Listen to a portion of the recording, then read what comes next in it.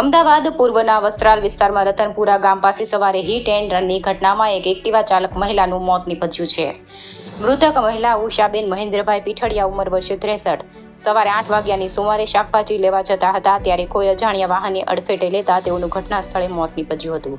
અડફેટે લેનાર વાહન ચાલક અકસ્માત કરીને ભાગી છૂટ્યો છે.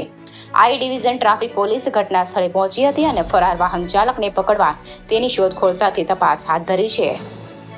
સંજીવ રાજપૂત, અમદાવાદ.